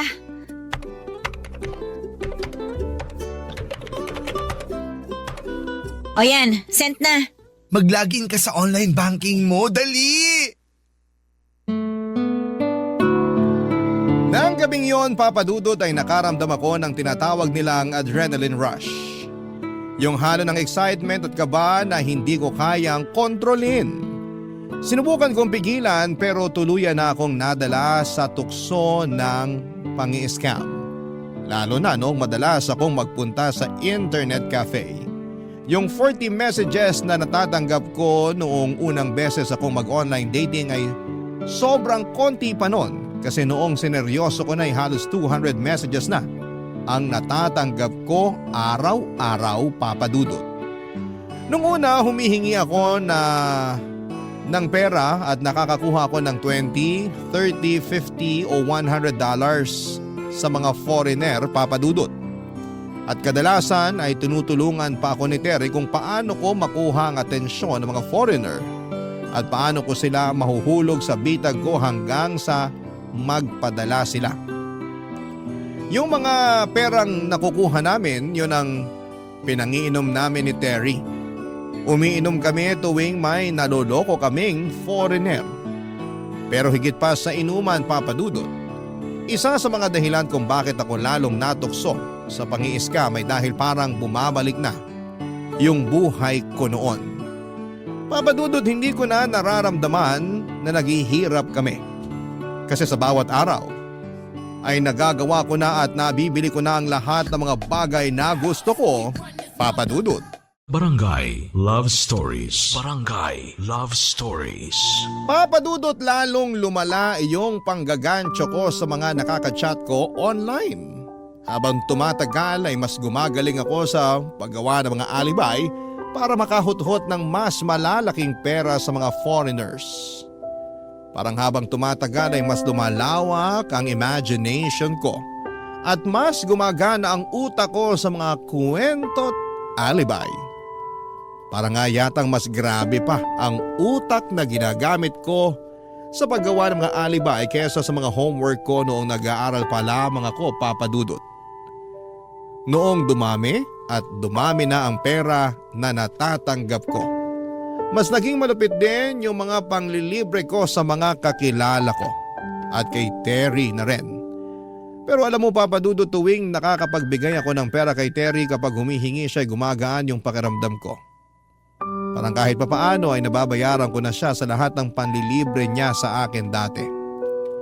Lumipas ang isang buwan at medyo nabagot na ako sa araw-araw kong panggagancho, Papa Dudut.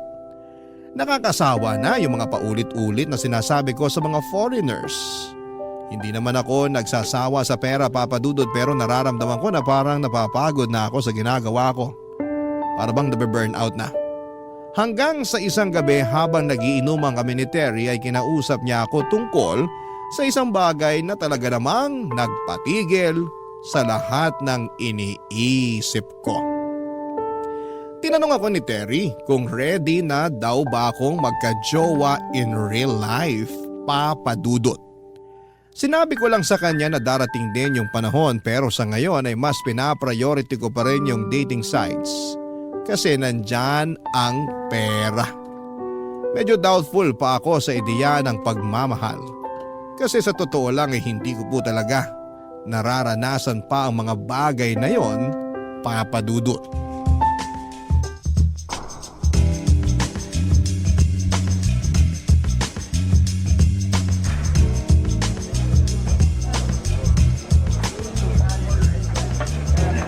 Girl, napaka-amazing naman itong treat mo.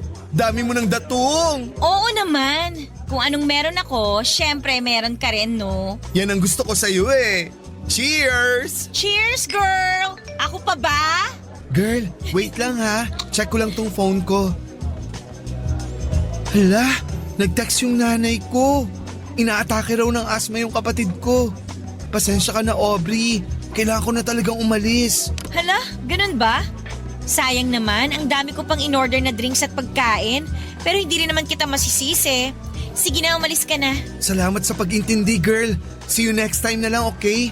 Oh, paano? Maiwan na kita rito. Mauna na ako, ha?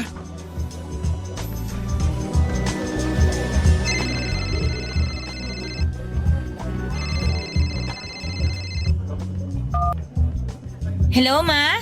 Hoy, Aubrey! Akala mo ba hindi ko napapansin na napapadalas na yung paglabas mo ng 10 oras ng gabi? Ano naman ngayon kung lumalabas ako ng 10 oras ng gabi? Hindi na naman ako nanghihingi ng pera sa'yo, di ba?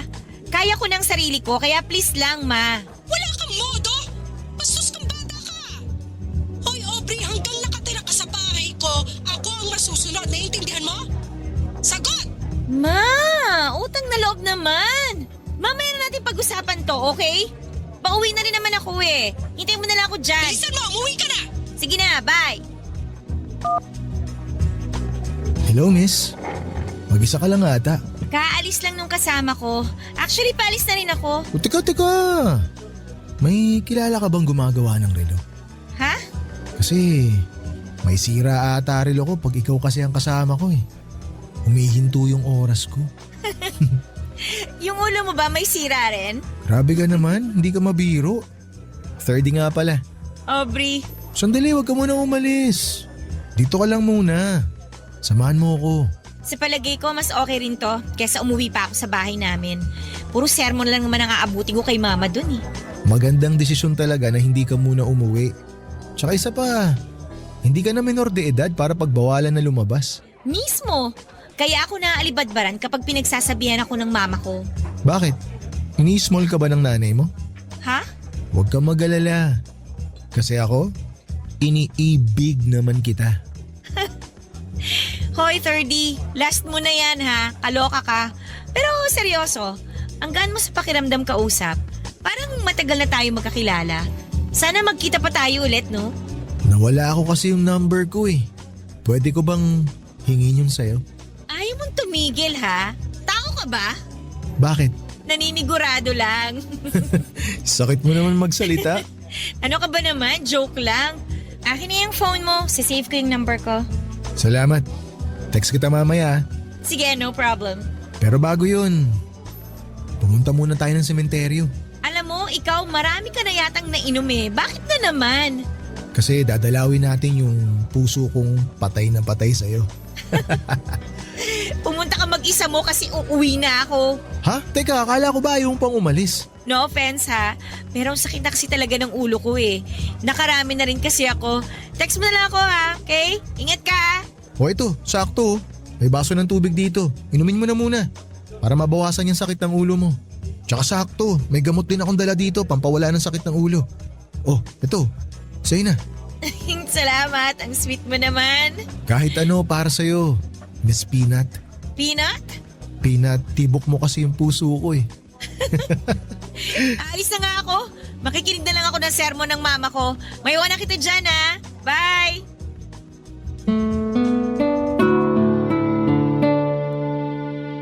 Papadudod, kahit na medyo masungit ang trato ko kay 30 ng gabing yon ay hindi ko talaga maitatanggi na kinilig ako. Talaga namang nagbago ang lahat nang magsimula kaming mag-text at magtawagan. Araw-araw niya akong pinapaalalahanan kung gaano ko kahalaga sa kanya. Unti-unti ay naiwan ko na yung buhay ko sa panggagancho dahil mas nakatutok na ako sa kung ano ang meron kami ni 30, Papadudot. Lumipas ang ilang buwan at sinagot ko na siya. Lalo na pagkatapos niyang manligaw sa akin araw-araw. Papadudot, parang mas gumaan yung pakiramdam ko. Kasi maliban sa pagmamahal na nararamdaman ko sa kanya ay binigyan ako ni 30 ng pera para sa mga gusto kong bilhin. At ang pinakamaganda pa doon, Papadudot, ay hindi ko na kailangang manggancho para lamang magkaroon ng pera. Hindi lang pera, pati flowers, chocolates, teddy bears. Lahat ng gusto ko, ibinibigay niya. Sinabi pa nga niya sa akin na hindi ko na raw kailangang magtrabaho kasi siya na daw ang bahala sa lahat ng pangangailangan ko.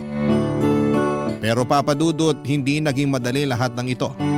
Ito na ang pinakamalaking pagsuway ko kay mama.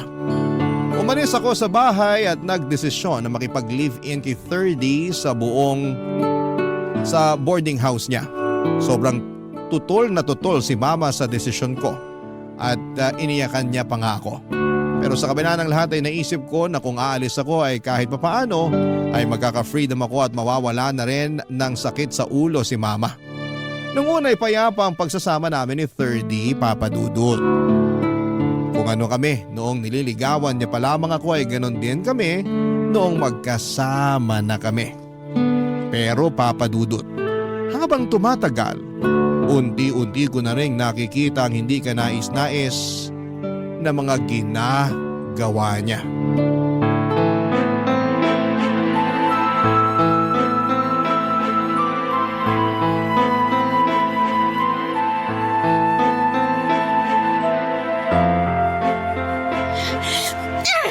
Aubrey, seryoso ka ba? Bakit binato mo yung cellphone ko? Para ka namang tanga eh. Sawang-sawa na ako sa kaka-online casino mo. Kahit yung 200 na nasa loob ng drawer ko, hindi mo na pinalagpas. Pati yon sinugal mo. Kailan ka ba matatauhan? Pagkasin na lang ang kinakain natin? Ang dami mong dada. Hindi naman ako nagkukulang sa pagbibigay ko sa'yo ng pera. Lahat naman ng kailangan mo na ibibigay ko, di ba? Hindi yun ang punto ko, 30. Ang punto ko, hindi sa simpleng laro o libangan lang matatapos ang lahat ng yan. Dadating ang panahon na malaki na ang nakataya. Ngayon, barya lang, oo. Pero sa susunod ano? Kotse? Bahay? Lupa?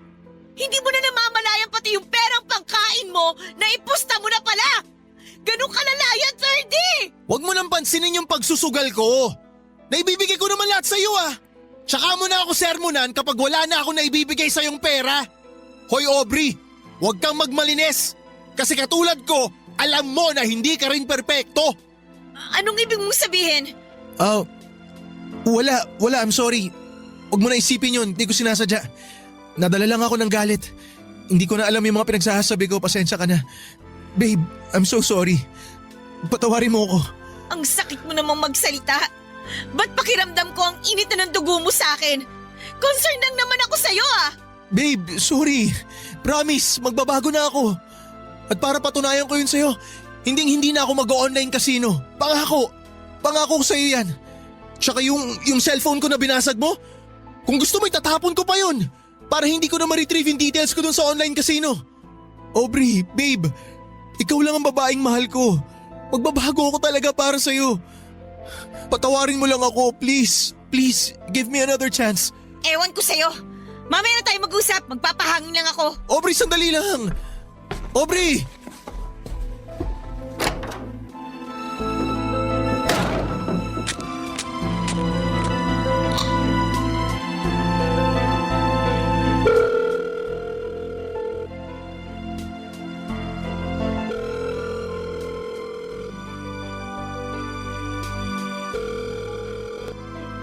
Girl, kumusta? Hello, Terry. Long time no see. Kumusta ang buhay may ka-live-in? Eto, masakit sa ulo pero kinakaya naman. Kailangan ko lang talaga ng makakausap ngayon. Ikaw pa ba? I'm just here for you, girl. Kahit matagal na tayong hindi nagkikita, alam mo namang nandito lang ako para sa'yo. May iba ako. Kumusta ang love life mo? Kailan ang kasal, ha? Ay, susme, Terry. Hindi pa nga ako nakaka-move on dun sa away namin tapos kasal na kagad yung gusto mong pag-usapan. Bakit hindi? Nakikita ko mga pictures niyo sa social media. Mukhang mahal na mahal niyo naman ang isa't isa. Sobrang sweet niyo pa nga. At girl, hindi ka na rin pabata. Sooner or later, magpapakasal ka rin naman. So bakit hindi na sa taong sobrang kilala mo na, di ba? May point ka. Pero ganito kasi yun eh. Ilang beses ko na siya nahuhuling nag-o-online casino at palala na ng palala yung pagka-addict niya sa pagsusugal. Hihintayin ko pa ba na malubog ako kasama niya ng dahil lang sa lintik na pagsusugal na yan? Girl, ang harsh mo naman. Alam mo kasi, ganito lang yan. Lahat tayo may amats naman eh. May kanya-kanyang tama lang naman. Tingnan mo, dati nanggagancho ka at pasaway ka sa nanay mo, di ba? Pero heto ka na ngayon. Nagbago ang lahat ng yun nung nakilala mo si 30. I think unfair naman kay 30, girl, if tatanggalan mo siya ng chance na magbago. Ay, kung sa bagay. Thank you at sinagot mo yung tawag ko. Nagpapasalamat ako kasi kahit hindi na tayo ganun kadalas magkita, nandiyan ka pa rin para damayan ako. Salamat ha. Ano ka ba? Wala yun. Basta ikaw. Sige na girl, at may lakad pa ako. Bye. Babu ah!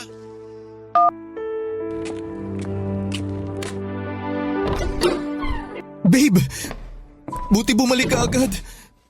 Babe, sorry talaga, hindi ko na uulitin.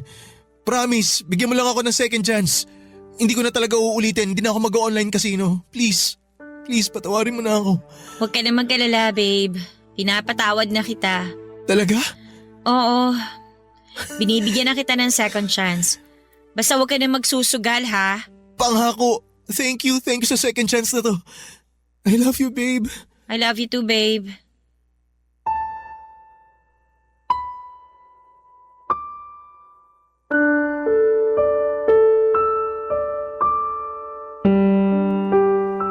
Papadudot pagkatapos ng matinding usapan namin ni 30 ay hindi ko na siya nakita pang naglalaro ng online casino. Naging mas maayos pa ang lahat at unti-unti ay bumalik sa normal ang mga araw namin. Pagkalipas ng ilang buwan ay nag-rent kami ng mas malaking apartment. Oo, may mga tampuhan paminsan-minsan. Pero sa bawat pagsubok ay natututunan naming ayusin ang mga ito. Gaya ng karamihan sa mga may relasyon. 2 taon na ang lumipas, Papadudot, at sa kabila ng lahat ng pinagdaanan namin ay masaya pa rin kaming nakatira sa aming bagong apartment. Ako ay nanatili akong housewife habang si 30 naman ay patuloy na nagtatrabaho bilang call center agent. Aaminin ko, Papadudot, sobrang nanibago ako sa buhay namin. Sanay kasi akong magpakasaya sa marangyang pamumuhay, lalo na nung nakipag-usap ako sa mga foreigner noon. Pero iniwan ko ang lahat ng yon, ang mga material na bagay at pati na rin ang pagiging mabuting anak kay mama. Hindi ko na siya nakakausap mula noong sumama ako kay 30. Gustuhin ko mang makipag-ayos ay hindi ko magawa dahil alam kong magagalit lamang siya. Kaya't pinagpalibang ko na lang siya hanggang sa dumaan nga ang mga taon. At hindi ko na namamalayan kasabay ng mabilis na paglipas ng panahon ay nagpakasal kami ni 30. Bukas ang puso ko sa pagpapakasal kay 30, Papadudot. Gusto ko ng isang buo at masayang pamilya para sa magiging anak namin. Isang pangarap na matagal ko nang inaasam. Ngunit hindi ko naranasan. Hindi ko naisip na mag-prenuptial agreement noon kasi si 30 ang nag-aalaga sa amin. Wala akong sariling kita, housewife lamang ako kaya't sobrang kampante ako noon, Papadudot. Isang araw, Papadudot, akala ko ay yun na ang magiging buhay ko, ang masaya at tahimik na buhay na puno ng pagmamahal sa pamilya. Hanggang sa nagbago na ang lahat. Una, nagkaanak kami ni 30, isang batang lalaki. Grabe, Papadudot. Sobrang saya ko noon at naisip ko na baka eto na ang tamang pagkakataon para ipakilala ko siya kay mama. Pero isang araw ay may dumating na mensahe sa social media ko.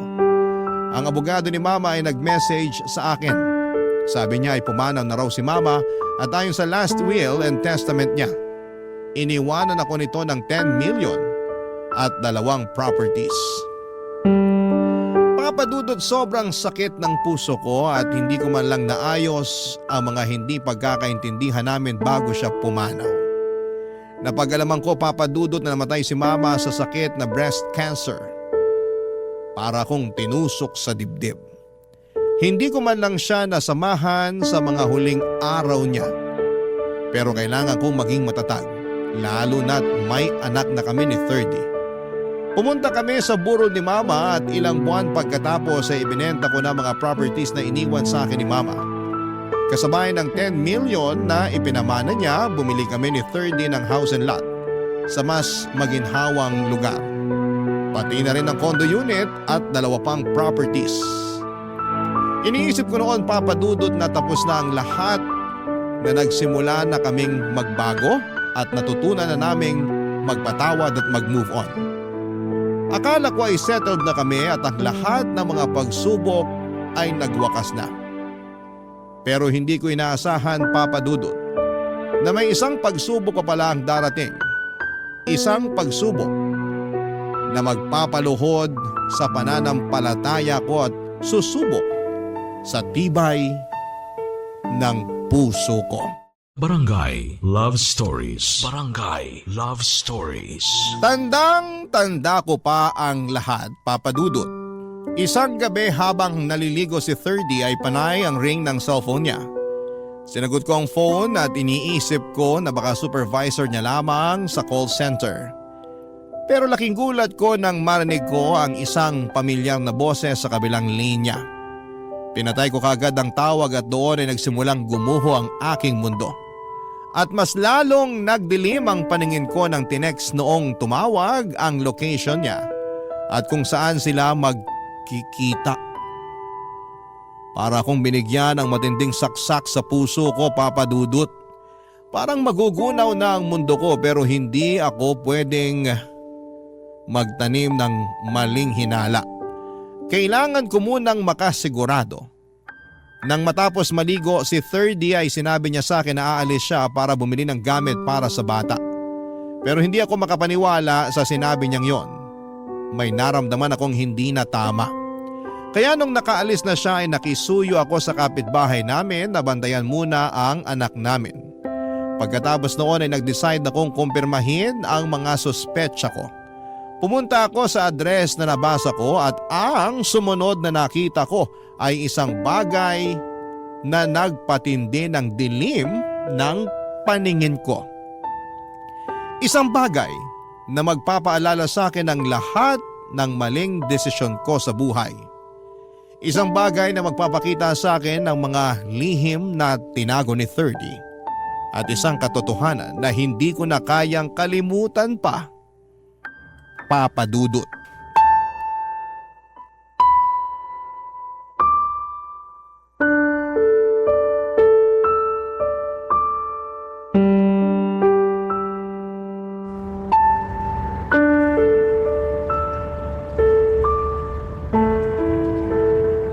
Hi, mahal! Buti naman at nakarating ka na. Akala ko di ka na makakapunta eh. Pwede ba naman yun? Siyempre pupuntaan kita. Pero di ako pwede magtagal, mahal ha. Gusto ko lang talagang ibigay ito sa'yo eh. Oh, Bagong cellphone? Salamat, mahal! maliit na bagay lang yan. May kasama na ring SIM card yan. Naset up ko na rin yung bagong phone mo. Nag-book na ako ng hotel para sa ating dalawa. Pakis nga. Ang kakapal ng mga mukha Aubrey? ninyo! Mga walang niya! Mga hayop kayo! Babe, anong ginagawa mo rito? Ang kapal ng mukha mo para tawagin ako, babe! Gano'n mo na ako katagal niloloko, ha? Pinagkatiwalaan kita, 30! Binigay ko sa'yo yung buhay ko! At ikaw bakla ka! All this time, nasa harapan ko lang pala ang ahas na sisira sa relasyon namin! Magpaliwanag ka! Kung hindi pagsisisihan mo na nahuli ko pa kayo! Aubrey, huwag kang mag-eskandalo dito. Nakakahiya sa mga tao. Pumasok tayo sa loob ng bar. Pag-usapan natin to ng maayos. Magkaibigan lang kami, Aubrey. Please lang. Tumigil ka na. Hindi ako... Kabet! Querida! Ano ka ba talaga ng asawa ko? Huwag mo akong ginagawang tanga, ha? O ano? Hindi ka makapagsalita? Nahihiya ka sa mga tao dito? Pero hindi ka nahiya sa akin? Gaano mo na ako katagal niloloko, ha? Terry! Hindi ko akalain na magpapakababa ka ng ganito para lang makalimos ka ng konting pagmamahal galing sa lalaking may asawa na! Sa totoo lang, hindi ko na alam kung maaawa ako o mandidiri sa'yo eh! Walang yaka! Salot! Parusahan ka sana! Isa kang malaking sawa! Sabihin mo sa akin ng totoo, gano'ng katagal ka nang nilalawayan itong asawa ko? Sumusobra ka na. Masyado ka nang masakit magsalita. Para lang malaman mo, wala akong inaahas sa'yo, Aubrey. Kasi, naging kami na ni 30 bago pa man kayo nagkakilala. Terry, wag mo nang patulan! Tumahimik ka na! Hindi! Hindi tayo titigilan ng babaeng to hanggat hindi niya naririnig ang gusto niyang marinig. Gusto mong malaman ang buong katotohanan? Pwes, ibibigay ko na sa'yo. Walang labis, walang kulang. Nung una, oo. Masaya pa ako para sa'yo nung tinutulungan kitang manloko ng mga lalaki sa dating sites. Pero hindi ko inakalang aabot sa puntong kumikita ka na ng limpak-limpak na pera mula sa mga foreigner na ginagancho mo noon. Kaya ako kinumbinsi si Thirdy na ligawan ka. Naaalala mo ba yung gabing iniwan kita sa bar? Doon nagsimula ang lahat. At ngayong alam mo na ang totoo, pwede bang tigilan mo na ako? Umalis ka na. Hoy, bakla! Paano mo nagawa sa akin to, ha?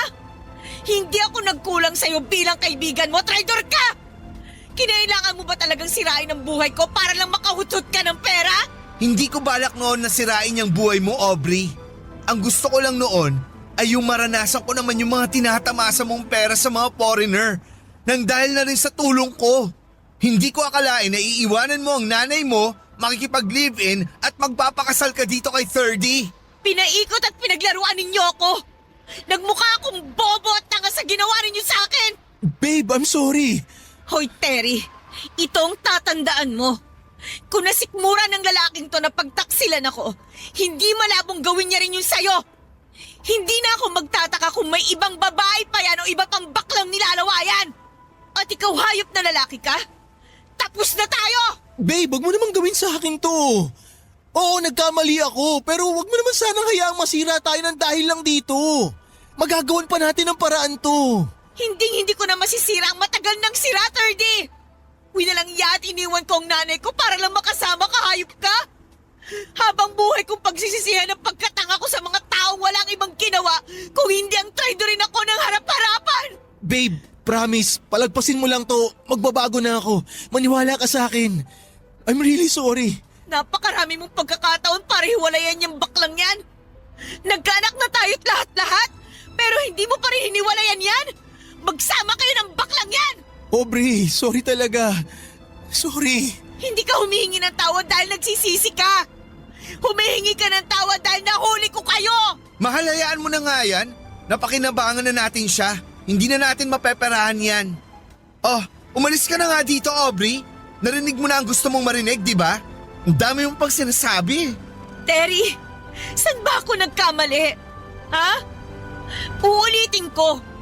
Hindi ako nagkulang sa'yo bilang kaibigan mo. Wala akong pinagdamot sa'yo. Aaminin ko, naiinggit ako sa'yo noon, Aubrey. Kasi habang nagpapakasarap ka sa perang hindi mo pinagpaguran, kinailangan ko pang maganap ng sideline para lang magkapera. Napaka-unfair. Sa tingin mo ba sapat na sa akin yung panlilibre at pagbibigay mo sa akin ng kakarampot na pera? Hindi, Aubrey. Kinailangan ko maganap ng paraan kung paano magkapera. Wala akong choice dahil di ako kasing ganda at talino mo.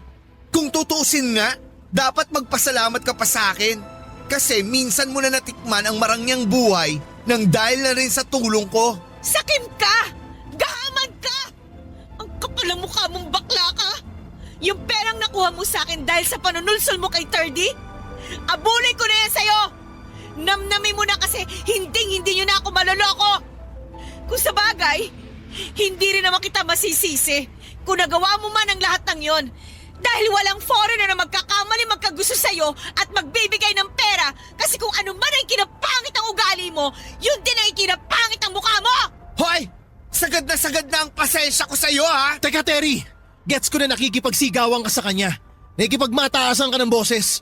Pero wag na wag mong sasaktan si Aubrey. Nanay pa rin siya ng anak ko. Wala ka ng pamilyang babalikan, Thirdy! Hindi ka pa ba masaya? O ngayon, hindi mo na kailangan magtago at pagtakpan ng mga kahayupan ninyo! Magsama kayo ng bakla mo!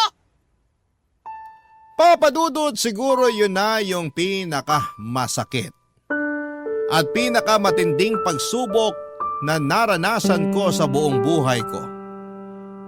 Hindi ko kayang ipaliwanag kung gaano kahirap, kung gaano kasakit. Ang sakit na makita mo yung mga taong minsan mong pinagkatiwalaan. Yung mga akala mong magiging kasama mo sa hirap at ginhawa ay sila pa.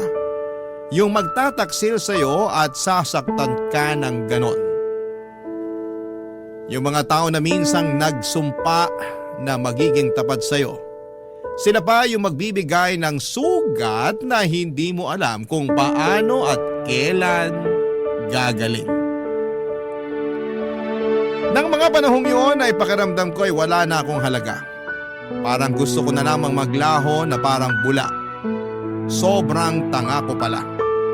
Hindi ko man lang naisip na yun na pala ang ginagawa nila sa akin, yung pagpapanggap nila, yung mga kasinungalingan, at yung mga pagtataksil. Hindi ko akalain na ganon ang magiging ending. Minsan ay hindi ko tuloy malaman kung sino ba ako, kung may halaga pa ba ako sa mata ng ibang tao. Pero sa kabila ng lahat ng sakit ay may isang bagay na nagbigay sa akin ng lakas. Ang anak ko. Siya na lamang ang naging dahilan kung bakit hindi ako sumusuko. Kung bakit hindi ko hinayaan na ang sakit na ito ang magtakda ng aking kapalaran. Dati ang iniisip ko lamang ay ang sarili ko at ang mga nararamdaman ko. Pero ngayon lahat ng yon ay nagbago na. Siya na lang ang aking lakas. Siya ang aking gabay at siya ang dahilan kung bakit patuloy akong lumalaban, Papa Dudut.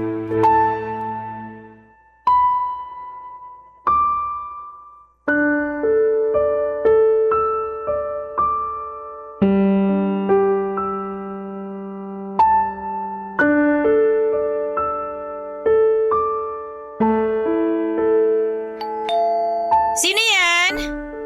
Sandali lang. Aubrey, Anong ginagawa niyo dito? Umalis na nga kayo. Wala akong balak makipag-usap sa inyo. Kasi sigurado akong wala akong magandang sasabihin sa inyong dalawa. Hindi kami pumunta dito para makipag-away sa'yo. Aubrey, parang awa mo na. Gustong gusto ko na makasama yung anak ko. Ang lakas naman ng loob niyo para makipagkita pa sa akin. Saan ba kayo humuhugot ng kapal na mukha para kausapin ako, ha? Aubrey naman, labas yung bata sa away natin. Ako pa rin ang tatay niya. Hindi mo siya pwedeng ipagkait sa akin. Huwag na huwag may dadama yung bata sa problema nating dalawa. Sa problemang ginawa mo, ano ka, sinuswerte? 30, 2 years old pa lang yung bata. Kahit saang korte pa tayo magpunta, automatic na sa akin ang custody ng bata. At saka isa pa, paglaki ng anak mo, anong ituturo mo sa kanya? Kung paano maging manloloko? Kung paano maging masamang asawa? Sa akin ang bata hanggang mag-18 siya. At sa mismong araw na yun, sasabihin ko sa bata lahat na nangyari. Wala akong dadagdag o ibabawas sa mga ikukwento ko. At nasa kanya na lang yon kung gugustuhin niya na makilala ka bilang ama niya. Hindi ko siya pipigilan, 30. Wag mo naman sanang idamay ang anak niyo sa personal na galit mo sa amin. Manahimik kang bakla ka! Hindi kita kinakausap. Aubrey, kailangan pa rin yan ng tatay. Hindi bali nang walang ama ang anak ko. Basta hindi lang siya magkaroon ng isang ama na kagaya mo. Kaya kong buhayin at ibigay ang lahat ng pangangailangan ng bata nang walang kahit anumang tulong galing sa'yo. Napakayabang mo namang babae ka. Ano ba pinagmamalaki mo? Ha? Kayang-kaya ko rin naman buhayin yung anak ko nang walang suporta mo ah. At ano ipapakain mo sa kanya? Pera na galing sa panggagancho? Huwag kang mag-alala, 30. Hindi kita pagbabawalan na kausapin ng bata. Pero hindi ako papayag na manatili ang bata sa poder mo.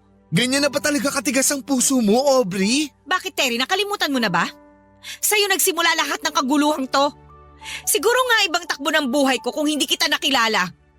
Panahon na para magpakatino ako. At sisimulan ko yun sa pamamagitan ng pagputol ng ugnayan ko sa inyong dalawa. Ayoko lumaki ang anak ko na tulad nyo. At mas lalong ayoko maimpluwensya ng anak ko ng mga taong katulad ninyo. Gaya ng ginawa nyo sa akin dati. Aubrey, tama na. Ibigay mo na lang sa akin yung bata para matapos na to. At anong akala mo sa anak ko? Tuta na pwedeng ipamigay ng ganun-ganun na lang? At anong balak mo, ha? Magbahay-bahayang kasama ang kabit mo? At talagang idadamay niyo pang anak ko sa kabaklaan ninyo? Isang beses pa na tawagin mo akong baklang kabet, makikita mo talaga ang hinahanap mo. Talaga ba, Terry? Baka nakakalimutan mo na nasa teritoryo kita. Huwag mo akong susubukan. Pwedeng-pwede kitang kasuhan ng trespassing at ipadampot sa mga pulis na parang aso kung talagang gugustuhin ko. At siya nga pala, huwag kang mag-alala, Terry. Nag-file na ako ng annulment. Gusto ko nang putulin ang ugnayan ko sa inyong dalawa. Hindi ako papayag, Aubrey. Hindi ako papayag sa gusto mo. Wala akong pipirmahan na kahit na anong papeles. So balak mo talagang makipag-live-in dyan sa baklang yan habang kasal pa rin tayo? Ha, grabe ka, 30. Malala ka na. Wala kang magagawa. Kahit hindi ka sumali ng hearing, matutuloy at matutuloy ang annulment. Wala ka na magagawa dahil desidido na ako mawala ka sa buhay ko. Ano pa bang gusto mo, Aubrey? Gusto mo ba na magkabalikan kayo ni 30? Magpaparaya ako. Huwag mo lang ilayo sa kanya ang anak niya. Para saan pa? Para mahututan nyo na naman ako ng pera? Oy, di bali na lang. Sa'yo na yung tira-tira at pinaglumaan ko, Terry. Napakalaki kong tanga. Kung may babalik ko lang ang panahon, sana nakinig na lang ako kay mama eh. At sana hindi ko na lang sinuway lahat ng gusto niyang mangyari sa akin. Pero huli na ang lahat. At ang magagawa ko na lang ngayon, protektahan ang anak ko laban sa masasamang loob at mapagsamantalang mga tao katulad ninyo. Napakawalang kwenta mo talaga, Aubrey. Tandaan mo to ha, hindi pa tayo tapos. Kukuha ako ng abogado. Ipaglalaban ko yung karapatan ko sa anak ko. Makinig ka sa akin, babae ka. Pag nakuha ko yung bata, ilalayo ko siya sa'yo. Hindi mo na siya makikita kahit kailan. Pangako ko yan. Talaga, 30? Gagamitin mo pa ang bata para sadya akong pahirapan? Yan talaga yung problema sa'yo eh. Hindi ka nakikinig sa mga sinasabi ko. Kailangan ng bata ng tatay, kailangan niya ng father figure. Paano mo mapapalaki ng maayos yung bata na hindi niya kasama yung tatay niya? Sabi mo nga sa akin, kaya mas mabuti na sa amin ni Terry sasama yung bata. Kasi alam ko naman na di mo kakayaning mag-alaga. Yan! Yan ang totoong ikaw, 30! Lumalabas na ang tunay mong kulay. Dapat pala, sa simula pa lang, pinakita mo na sa akin kung gaano kaitim yung budhi mo para hindi na sayang ang oras ko. Kung may hindi ako pinagsisisihan sa nangyari sa atin, yun na yung anak ko. Pero tama yan, kumuha ka ng abogado mo. Yung abogado ko na rin ang kakausap sa inyo dahil sawang-sawa na ako sa mga pagmumukha ninyo. At ito ang tatandaan mo, 30 ha? Hindi ako makakapayag na bigyan mo ng trauma ang anak ko sa gagawin mong yan. Korte na ang bahala magdesisyon at sigurado ako mas malakas ang laban ko kaysa sa inyo. Ah, ganun. Eh di sige, tingnan na lang natin. At kung ako sa'yo, Terry, mag-isip-isip ka na. 2 tao lang ang makakapagpabagsak sa'yo. Ang sarili mo at ang lalaking yan. Tapos na ang usapang to. Makakalis na kayo. Umalis na kayo bago tuluyan pang magdilim ang paningin ko. Nasabi ko na lahat ang kailangan nyo marinig. Magkita-kita na lang tayo sa korte. Papadudot na tuloy po ang annulment ko kay 30 at ako ang napili ng korte bilang pangunahing tagapangalaga ng anak ko. Dahil wala kaming prenup agreement ay kalahati ng mga ari-arian namin ang napunta sa kanya. Kahit na karamihan ay mula sa mana ng mama ko. Kahit masakit ay natutunan ko na ang lahat ng ito ay bunga ng mga maling desisyon ko noong nakaraan. Nagpasya ako na mag-focus sa anak ko at sa aming bagong buhay. Lumipat kami sa probinsya at bumili ng maliit na bahay malapit sa eskwelahan ng anak ko. At kahit na hindi madali ang transition ay kinaya ko yon. Sa ngayon ay nagtatrabaho ako bilang online English teacher at 12 years old na ang anak ko. Napakabait niyang bata, kabaliktaran ko noong kabataan ko. Nagtanong siya tungkol sa ama niya at habang gusto ko sanang makipag-ugnayan kay 30, ang huling pag-uusap namin ay noong naghatian kami ng ari-arian. Isang araw na lamang ko na lamang sa social media na si 30 at si Terry ay nasangkot sa iligal na gawain at nakulong. Nag-alala ako kung paano ko ito ipapaliwanag sa anak ko pero alam kong darating ang tamang panahon at magiging handa siya kapag mas malawak na ang kanyang pag-iisip. Bilang isang single mom, nagsusumikap ako para sa anak ko, Papa Dudut. Ngayon po ay nagdesisyon akong magbalik eskwela at 3rd year college na ako sa kursong Mass Communication. Sa tuwing ako ay nag-review ay nandyan ang aming helper upang tumulong sa mga gawaing bahay at pangangalaga ng anak ko. Pinipilit kong makapagbigay ng magandang buhay sa anak ko at magpatuloy sa pag-abot ng aking mga pangarap. Napagtanto ko po, Papa Dudut, na hindi kailangang manloko o magtaksil para magtagumpay.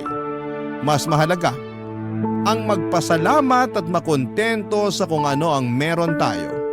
Kung hindi tayo marunong makontento, ang negatibong emosyon ng siyang patuloy na hahadlang sa atin.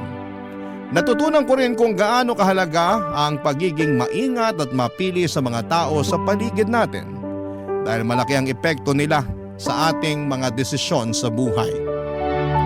Sana po ang kwento kong ito ay magsilbing inspirasyon sa ating mga kabarangay. Maraming salamat po sa pagbibigay ng pansin sa aking kwento. Ang inyong forever kapuso at kabarangay, Aubrey.